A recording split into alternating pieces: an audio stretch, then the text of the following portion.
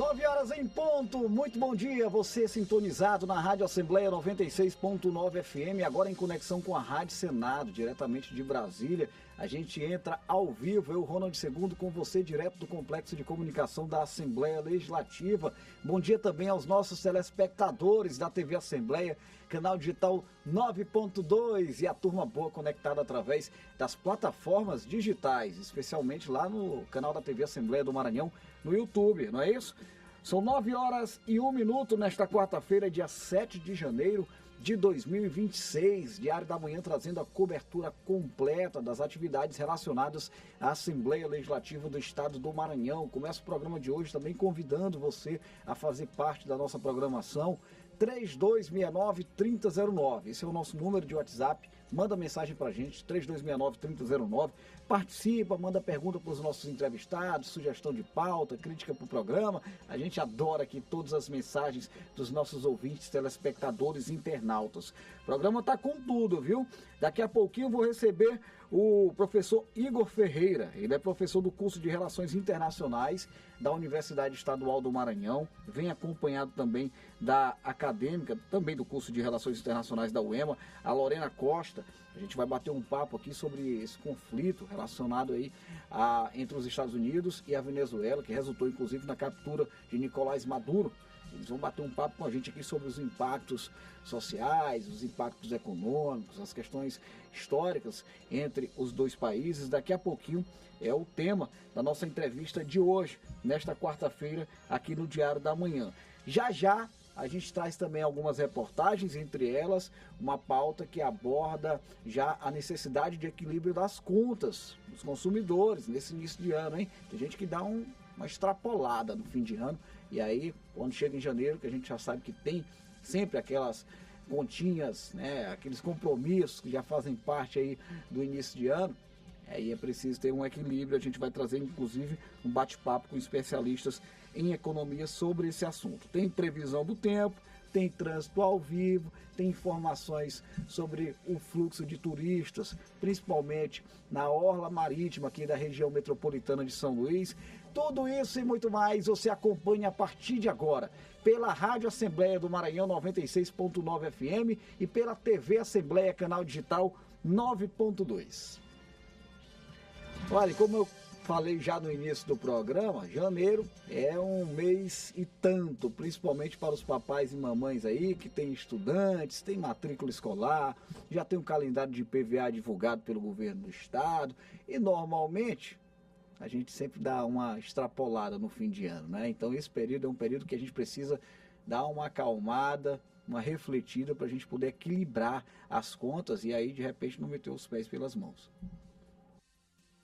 O novo ano começou, mas as despesas e obrigações financeiras se renovaram. E neste início é comum o orçamento das famílias ficar mais apertado. Financeiramente não está muito bem, né? Ano passado foi uns gastos muito grandes, aí agora nós brasileiros, acho que é em todo mundo, todo ano a gente tem a mesma pergunta, o próximo ano vai ser melhor, o próximo ano vai ser melhor, e a gente acaba não economizando, mas agora espero que esse 2026 seja um ano de muita prosperidade e economias. Sim, a gente tenta o máximo economizar, mas quando chega as festividades não tem como, a gente sai gastando, aí a fatura do cartão vai aumentando, mas graças a Deus eu sempre pago minhas coisas em dia, né? Aí já tem o material escolar das crianças, já fico até pensando no valor deles, mas tudo é parcelado, mas no final das contas dá tudo certo.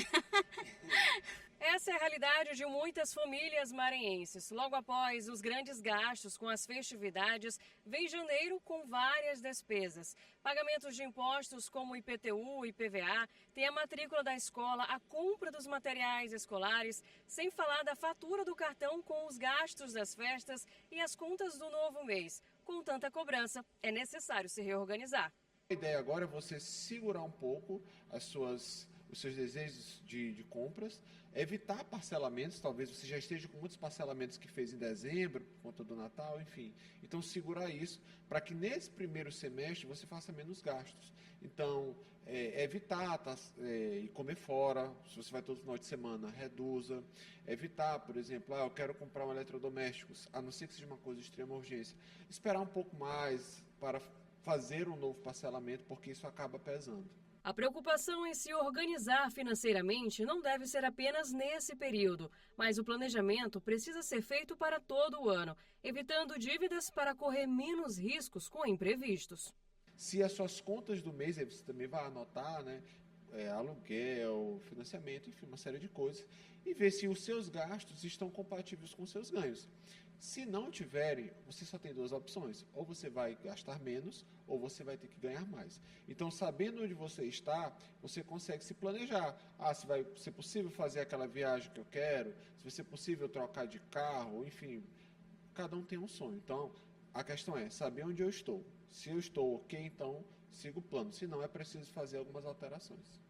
Maria já adotou um comportamento financeiro mais responsável e inicia o ano com menos dor de cabeça. Para quem se organizou, o seu orçamento não está tão apertado, né? No meu caso, por exemplo, eu tentei organizar meu orçamento para que quando começasse o ano não tivesse tão apertado. Então é mais ou menos isso, né?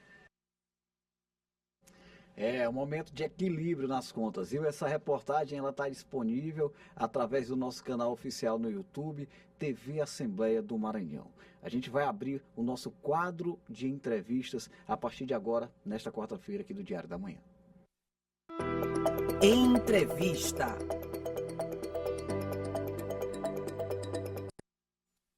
São 9h07. Você que acompanha principalmente a TV Assembleia e o YouTube, tem as imagens, observa já os nossos convidados de hoje por aqui. Estou tendo a satisfação de receber o professor Igor Ferreira Fóscolo. Ele é professor do curso de Relações Internacionais da Universidade Estadual do Maranhão. Também recebo aqui a Lorena Costa, que é estudante do curso de Relações Internacionais da UEMA. E a gente vai falar sobre o assunto que é pauta internacional. No dia 3 de janeiro deste ano, forças militares dos Estados Unidos lançaram uma ofensiva em território venezuelano. Essa ofensiva contou, inclusive, com bombardeios em Caracas e resultou na captura do presidente venezuelano, Nicolás Maduro, e de sua esposa, Cília Flores, né? Ambos estão nos Estados Unidos, presos em Nova York, né, e já estão sendo acusados pelos Estados Unidos de diversos crimes. Essa é a pauta da nossa entrevista de hoje. Dou as boas-vindas aos nossos convidados. Lorena, seja muito bem-vinda. Obrigado por estar aqui com a gente. Bom dia. Bom dia, muito obrigada pelo convite, eu que agradeço, é um assunto muito importante e eu fico feliz que tem interesse no estado do Maranhão, também na cidade de São Luís, de falar sobre um assunto tão importante que a população agora tem se interessado mais nas relações internacionais do nosso país. Obrigado. Professor, muito obrigado. Professor Igor Ferreira Fóscolo, seja bem-vindo.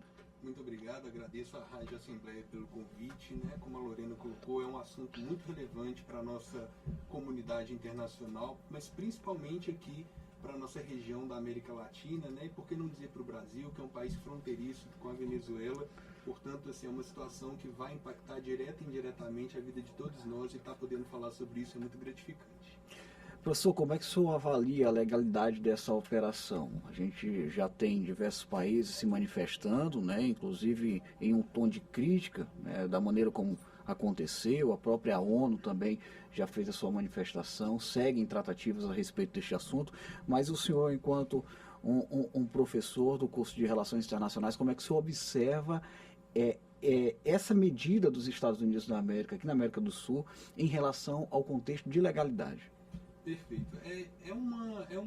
Foi uma medida, né? Foi uma situação muito delicada, tanto do ponto de vista político, né, como também do ponto de vista do direito internacional, na medida em que nós não temos precedentes, né, dentro do direito internacional para esse tipo de incursão militar da forma como ele aconteceu, né? É importante a gente lembrar que, de acordo com a Carta, né, da Organização das Nações Unidas, ou seja, a ONU, existem duas justificativas para um país invadir militarmente o outro. A primeira justificativa seria, né, uma defesa, né, uma legítima defesa, quando um Estado-nação invade o outro e, portanto, o Estado invadido ele tem ali o direito de se defender militarmente. A segunda justificativa seria a partir da submissão, né, de um projeto como esse para o Conselho de Segurança da ONU, e com o aval do Conselho de Segurança, aí sim uma ação militar como essa poderia ter acontecido. Portanto, né, nós verificamos que não houve, né, em nenhuma das duas situações legitimidade para essa ação. Na medida em que a Venezuela não ataca militarmente os Estados Unidos, portanto, não havia motivo para os Estados Unidos, né, invadirem a Venezuela militarmente e sequestrarem o então presidente, né, Nicolás Maduro, bem como os Estados Unidos em momento nenhum submete essa ação militar, né, para o Conselho de Segurança, para que pudesse ser avaliado pelo Conselho e dado ou não o aval. Portanto, abre um precedente muito perigoso para as relações internacionais, considerando que não estão sendo respeitadas as regras, né, tanto jurídicas, e também não está sendo respeitado ali o mote político, né, da comunidade internacional como um todo, levando a incerteza sobre qual seria então o próximo país que os Estados Unidos poderiam invadir ali deliberadamente, sem o aval e sem a menor justificativa. Ô Lorena, eu quero ouvir também tua leitura a respeito desta questão que trata sobre a legalidade, né? Você como estudante de relações internacionais, como é que observa, né, o respeito às leis internacionais dentro desse contexto? Então, eu estava até conversando com o professor Igor, porque o marco das relações internacionais é a Paz de Westfália, que é estabelecida em 1648, que é estabelecida a soberania dos estados, das nações. Ou seja, se for colocar em uma pauta de sociedade internacional, cada país é um indivíduo e nenhum deles tem um governante. Eles se respeitam entre si, onde cada país tem a autonomia em seu território, sua nação, o seu povo. O que aconteceu no dia 3 de janeiro na Venezuela foi um desrespeito à soberania da Venezuela, à soberania do território, mas também se coloca em pauta sobre o que era necessário ser feito. Claro que não foi das formas mais legais, digamos assim, mas acredito que o povo da Venezuela saiu de uma situação que estava inviável, até porque todo mundo sabe os crimes que o Maduro cometeu como ditador, mas também a gente vê um futuro bom para a Venezuela. Claro que a ação não leva essa questão da legalidade por não ter levado em consideração a soberania da Venezuela e também por não ter levado em consideração as organizações internacionais. Porque mesmo que a gente viva em um ambiente anárquico internacionalmente, existem as organizações internacionais que servem como mediadores das relações entre os países, como a OMC, que é a Organização Mundial da Saúde, a OMS da Saúde, a OMC do Comércio, a própria ONU, e tem o Conselho de Segurança das Nações Unidas, e tem o Tribunal de Haia Internacional, que é a Corte Penal Internacional. Então, a gente consegue colocar numa balança, a gente vê, por um lado, ok, não foi certo essa invasão, mas por outro lado, acho que foi feito o que deveria ter sido feito. Se colocasse nessa balança, porque quando que a Venezuela teria um novo presidente, sabe? Então, a gente tem que colocar na balança esses dois pontos. Não foi pelo meio da legalidade, mas também, poxa, sabe? Então... O cenário, você observa que esse cenário catastrófico econômico que existe hoje na Venezuela, né, tende a melhorar pós a operação dos Estados Unidos, seria isso? Assim, é a esperança que todo mundo tem. Sim. O Maduro, ele tinha outras medidas economicamente, outras medidas politicamente, então a gente pode esperar que tenha políticas novas, medidas econômicas novas, que traga capital para a Venezuela e que a população consiga viver com dignidade, tendo acesso à saúde, educação, moradia e com um salário que dê para comprar, fazer o mercado do mês, pagar suas contas. Então a gente pode prever que a Venezuela tenha um futuro próspero, né? Ô professor, pegando esse gancho aqui que a Lorena observa muito bem, é possível dizer que pós a operação dos Estados Unidos ainda não há, né, como registrar de uma maneira muito segura que o objetivo dos Estados Unidos foi alcançado, né? Nós temos, inclusive, um cenário político dentro da Venezuela que aponta para a continuidade daquilo que já estava acontecendo, né? Como é que o senhor observa também a reação do próprio Estados Unidos da América nesse sentido, né? Perfeito. Bom, primeiro, eu acho que é importante a gente lembrar que ser contra, né, essa operação que aconteceu, né, com o sequestro de um então chefe de Estado, não significa necessariamente, né, apoiá-lo, né? Portanto, então, assim, ser contra a situação da Venezuela, onde há uma incursão militar ilegal e o sequestro de um presidente, né, um então representante ali do seu povo, não significa dizer que você apoia o regime chavista, né, o regime do Maduro. Considerando isso, é muito importante também a gente frisar que, como você colocou, né, será que os objetivos dos Estados Unidos com essa incursão, da forma como ela foi feita, serão alcançados?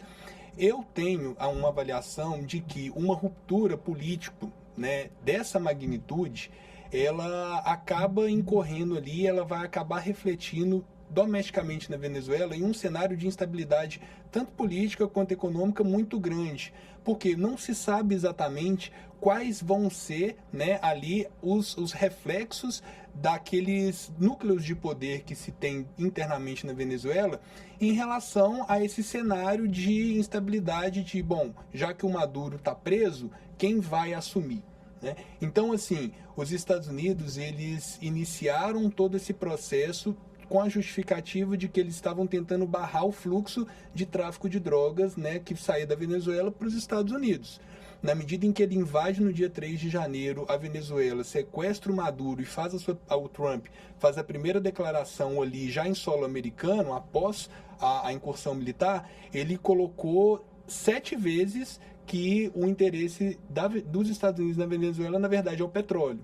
Ou seja, né, fica um pouco complicado a gente traçar uma linha lógica entre a forma como o Trump realiza a incursão militar, considerando os objetivos que ele pretende alcançar. Na medida em que, se o interesse dele, na verdade, é econômico, ele precisa dar, né, para a Venezuela possibilidades de digamos assim, uma maior previsibilidade e um conforto do ponto de vista de investimento que deveria acontecer, né, principalmente ali no setor energético de petróleo, para que esse petróleo seja extraído, para que esse petróleo seja comercializado.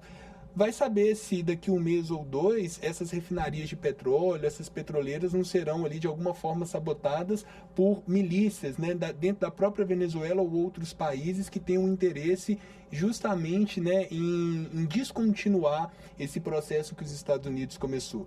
Então, assim, foi um processo muito conturbado, ainda não se sabe de fato se aquilo que o Trump tem como objetivo vai ser alcançado em função da instabilidade que ele provocou no meio do curso com o sequestro do Maduro, né, e com essa forma muito violenta de imposição, né, do seu interesse enquanto Estados Unidos frente ao interesse nacional ali da Venezuela. Ô Lorena, vem sendo repercutido aí diante das últimas movimentações públicas do próprio presidente Donald Trump, esse interesse, acima de tudo, em relação ao petróleo, né? Isso pós-operação, né, de acordo com algumas manifestações, né, públicas que aconteceram, não apenas do Donald Trump, mas de outras autoridades dos Estados Unidos, fazem, ao seu ver, cair por terra, né, que a justificativa principal de uma operação como essa seria combater, né, o tráfico de drogas? Então, a questão do Trump, acho que só, na verdade, dos Estados Unidos no geral, Sim, com a Venezuela e o petróleo da Venezuela é algo que já vem desde final dos anos 90, ali 1998, 1999. Porque antes do Maduro teve o Hugo Chávez, e antes do Hugo Chávez teve um outro presidente da Venezuela, acho que o sobrenome dele era Gomes, não me recordo direito. Mas era um presidente que era aliado às empresas estatais, às empresas dos Estados Unidos e ao governo americano. Ou seja, acabou que o petróleo acabava sendo privatizado e as empresas americanas utilizavam o petróleo da Venezuela, só que o capital acabava indo todo para Miami. E aí, nesse momento, o Hugo Chávez ele surge como revolucionário, porque ele percebia que o capital de um produto que vinha da Venezuela não ficava na Venezuela. Então a economia da Venezuela não crescia. E aí acabou que ele foi um revolucionário, teve apoio popular e assumiu o governo da Venezuela. E nesse momento, em 2001, ele declara a Lei Orgânica de Hidrocarbonetos. Ou seja, o petróleo da Venezuela ele para de ser privatizado e passa a ser de controle estatal. E a partir desse momento, em 2001, os Estados Unidos ele começa uma tentativa de várias ações para que desestabilize o governo da Venezuela e o petróleo volte a ser de empresas dos Estados Unidos, ou seja, que o petróleo volte a ser privatizado. Sim. E aí, nesse momento também, o valor do petróleo da Venezuela cai muito e os Estados Unidos passam a comprar petróleo da Arábia Saudita.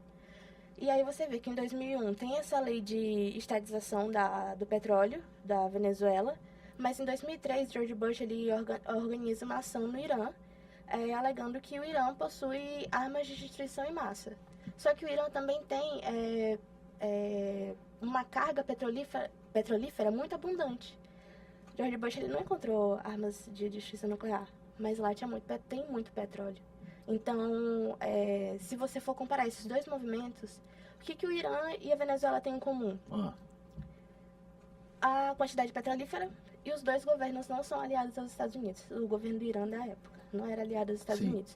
O Irã fazia parte de um eixo político do mal de 2002 e 2003, que era Irã, Iraque, Afeganistão e Coreia do Norte, se não me engano.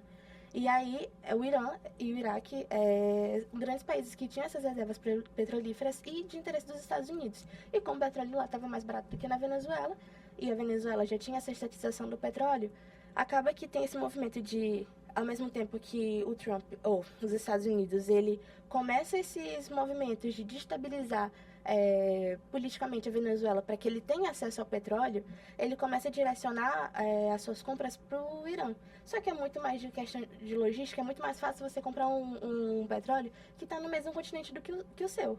Então, apesar de ter essa justificativa, não, vamos ajudar o governo da Venezuela, vamos combater o narcotráfico, a gente percebe que por detrás das cortinas o interesse é outro. Até porque, vou trazer aqui uma teoria de um autor que eu particularmente gosto, que eu uso muitas pesquisas, que é o Kenneth Watts. Ele é o autor que criou o neorrealismo, que é uma teoria das relações internacionais. Na obra O Homem, a Guerra, o Homem, o Estado e a Guerra. Ele analisa esses três fatores, o indivíduo, o Estado e o sistema internacional, para dizer as características de alguma conjuntura, uma análise de conjuntura. Se você for analisar o Trump, o background dele é o quê? Ele é um empresário. Então, como empresário, o objetivo dele é lucrar. É lucrar e ter o menor gasto possível. O menor gasto possível vai ser ele não ter tanto gasto de logística e também não comprar um petróleo muito caro.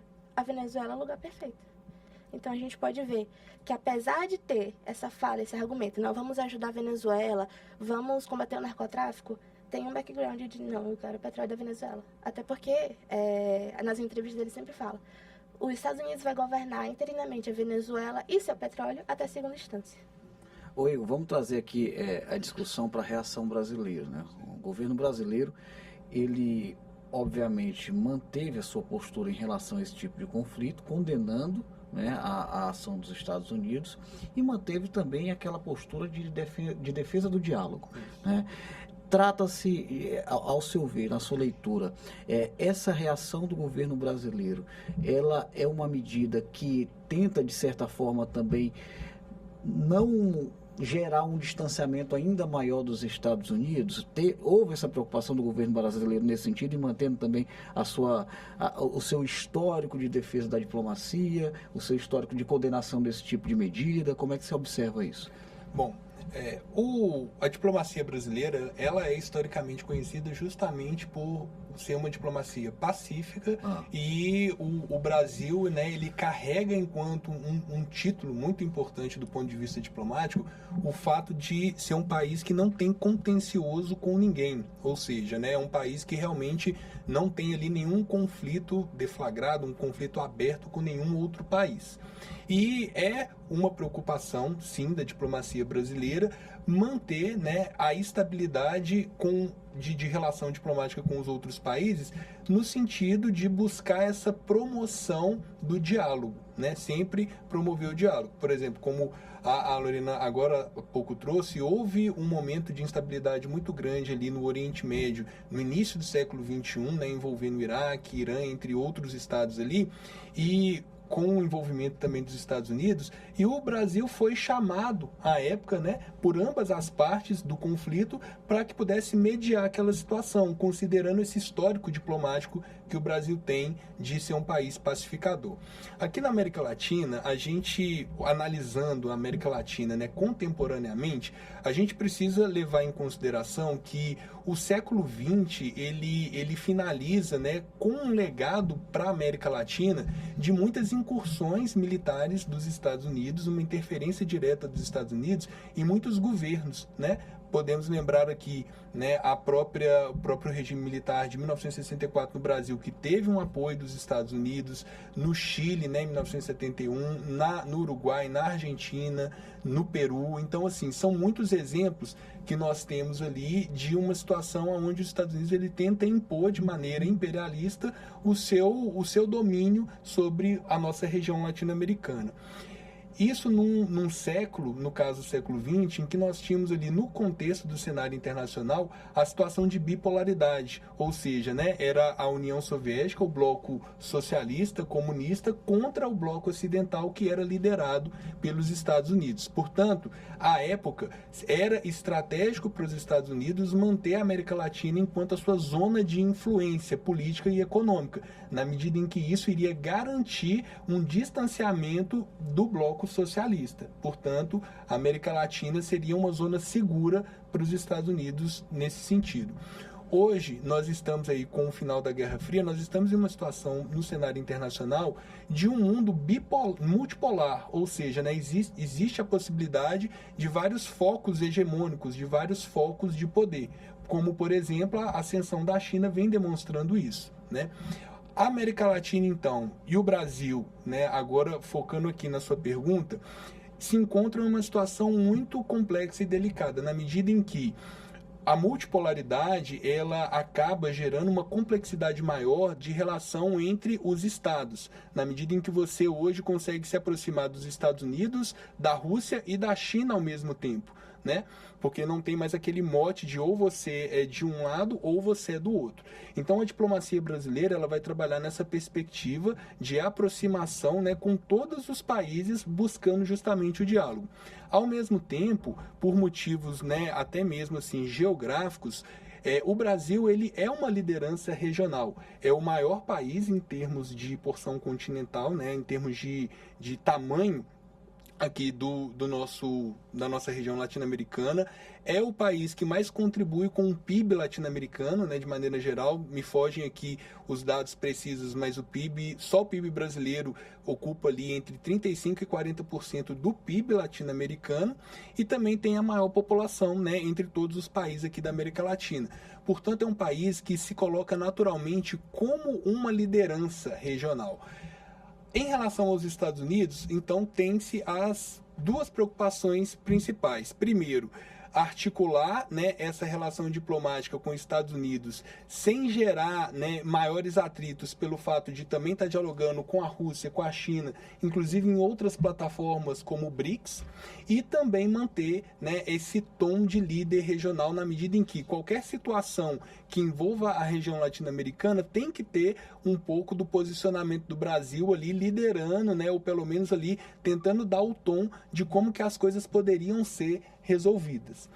A percepção que se tem hoje é que o Brasil teve um cuidado muito grande com relação aos Estados Unidos por conta, né, do tarifaço do ano passado. Então, ter reestabelecido, né, essa situação de normalidade econômica com os Estados Unidos para o Brasil foi muito importante, só que isso gerou um efeito, né, ou um resultado que, na percepção de muitos analistas, tem colocado o Brasil assim, olha, o Brasil ele não se posicionou de maneira tão enfática quanto poderíamos esperar em relação a todo o curso de processo que aconteceu na Venezuela. Desde o ano passado, com as tentativas do Maduro ali de bombardear, né, pequenas embarcações, dizendo que estava bloqueando ali narcotraficantes, ou até mesmo, né, declarações mais enfáticas do Maduro, do Trump, dizendo que sim, vamos, né, agir com mais dureza, né, contra a Venezuela. Ou seja, o resultado do dia 3 de janeiro também é percebido por alguns analistas como um reflexo da pouca intervenção, digamos assim, ou do pouco protagonismo brasileiro em relação a essa situação. Na medida em que, se talvez o Brasil tivesse agido mais enfaticamente, tivesse tentado, né, um diálogo mais direto com o Trump para tentar balizar essa situação, possivelmente essa incursão militar não tivesse acontecido. Mas, já para finalizar, a gente também tem que lembrar que o Maduro, ele vem de um histórico de isolamento diplomático, né? Então, assim, ele saiu ali, né? Ele está banido do Mercosul temporariamente por questões ligadas aos direitos humanos, que ferem ali alguns protocolos do bloco. Ele também vem se isolando politicamente, né? Dentro da própria América Latina, ao dar declarações polêmicas sobre outros presidentes, inclusive o presidente brasileiro. Então, assim, também isso contou na balança, né? Na medida em que o Maduro, ele vai se isolando, e também o Brasil vai tomando uma posição assim, de maior precaução em relação a qualquer medida ou fala mais enfática contra algum interesse dos Estados Unidos aqui na América Latina. Agora deixa eu aproveitar um detalhe também do teu pronunciamento, professor.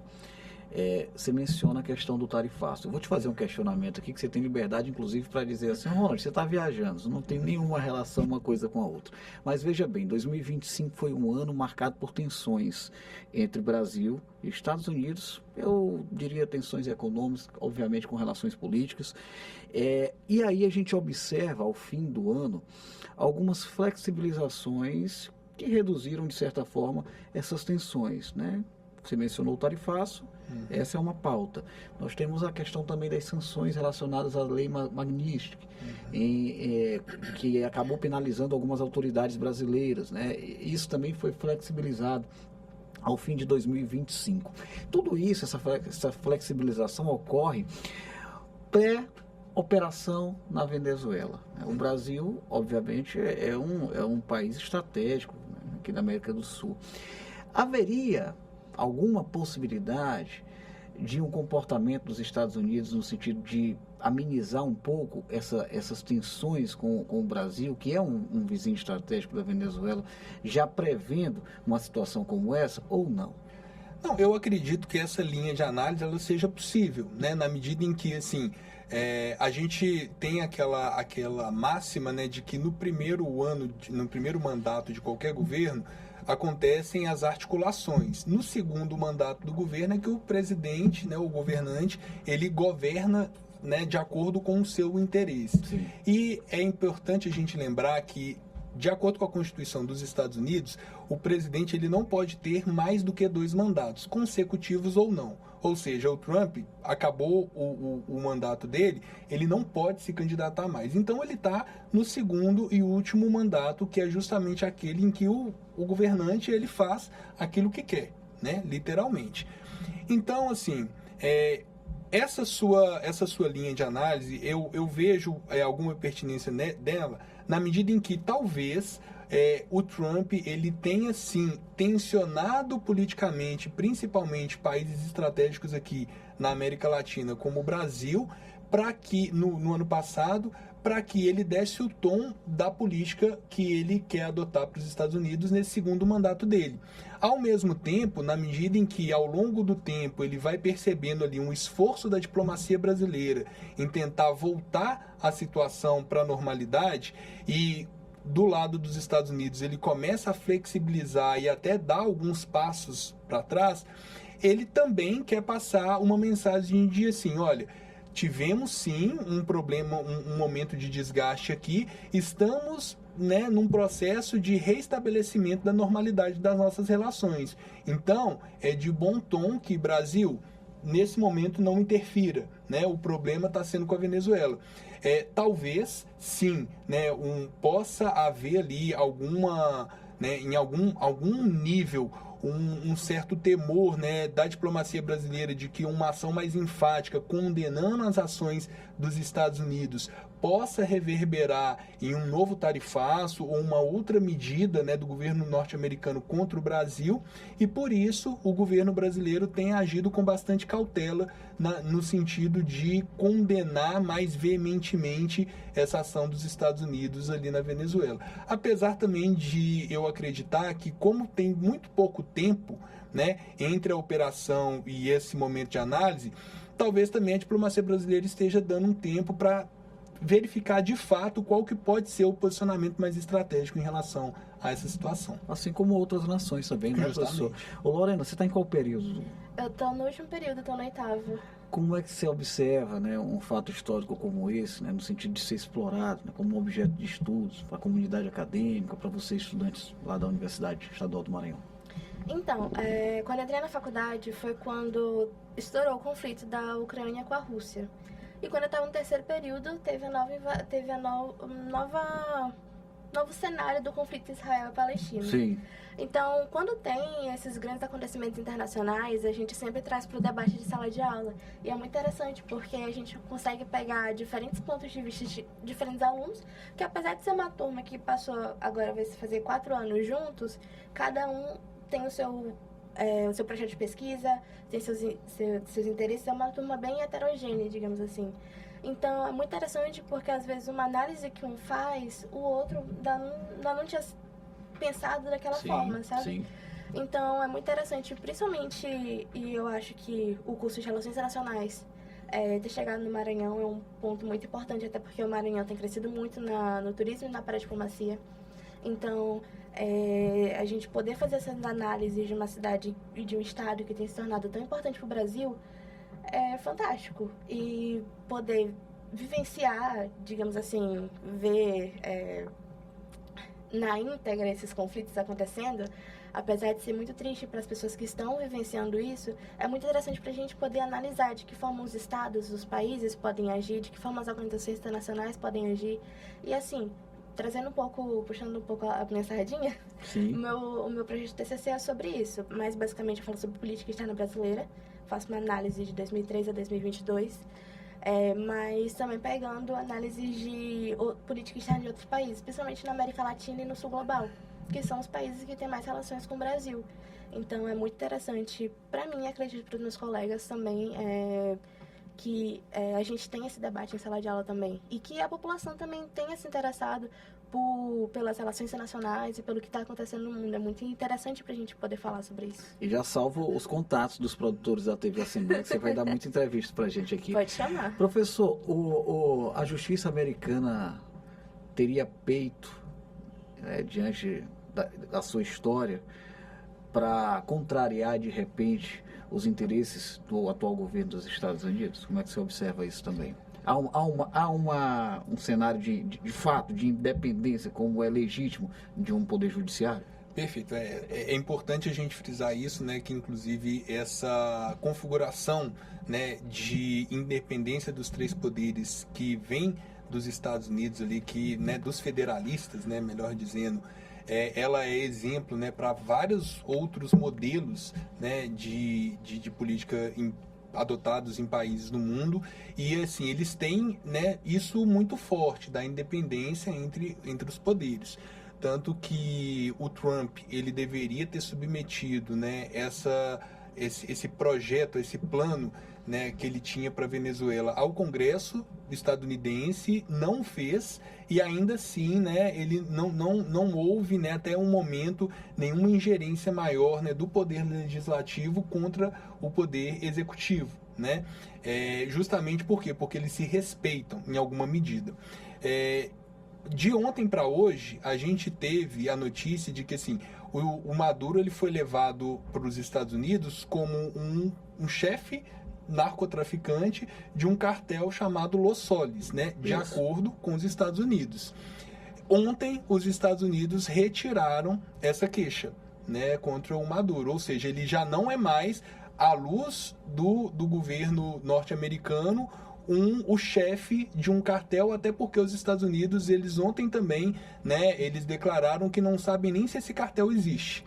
Portanto, o que isso mostra pra gente? Que o Poder Judiciário nos Estados Unidos, ele vai julgar, ou pelo menos acredita-se, que ele vai julgar o Maduro de acordo com os fatos, aquilo que puder ser comprovado. Não vai fazer um julgamento político, né, sobre a situação. Então, o poder, né, executivo, né, dos Estados Unidos vai precisar se atentar a esse tipo de questão, ou seja, eu vou apresentar provas que possam realmente, né, assim, de fato, assim, comprovar, afirmar aquilo que eu estou alegando. Na medida em que isso não acontecer, vai haver um processo de descredibilização sobre esse próprio processo, principalmente um processo de descredibilização sobre a intenção dos Estados Unidos de fazer uma incursão como essa. Por quê? Porque o Poder Judiciário, ele não vai se colocar em xeque. Ele não vai alegar que o Maduro é um chefe de um cartel, sendo que não existe nenhuma prova concreta sobre isso. Então eu vejo que o processo ele começou muito político, né? O Trump e o poder e agora, né? O processo está na mão do Poder Judiciário e certamente ele vai tomar um caráter diferente de como começou. Não está mais na mão da política o que está acontecendo com o Nicolás Maduro. Está na mão da justiça estadunidense. E a justiça estadunidense ela não tem nenhuma relação, né, de dependência com o Poder Executivo. Podem haver ali, né, acusações, alegações, mas os três poderes eles funcionam em sua plenitude de forma separada e independente. Então, talvez a justiça dos Estados Unidos, ela com a apuração dos fatos, ela vá, no final desse processo, trazer um resultado bem diferente, né, sobre a própria imagem do Nicolás Maduro e talvez aquilo que está acontecendo na Venezuela, do que o Trump na política ele vem colocando, né? Professor, muito obrigado pela sua participação.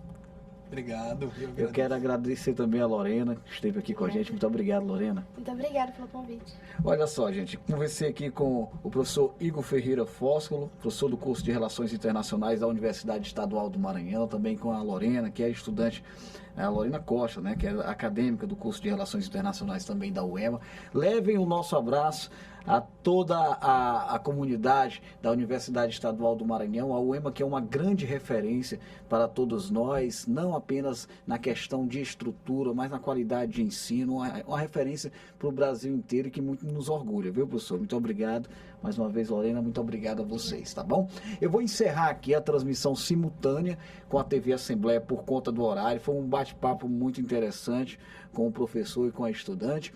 E aí essa entrevista ela fica disponível através do nosso canal oficial no YouTube, TV Assembleia do Maranhão. Aos telespectadores da TV Assembleia, daqui a pouquinho a gente se reencontra no canal 9.2 aqui mesmo na TV Assembleia do Maranhão. Estarei apresentando a Assembleia em Foco, primeira edição. Até lá.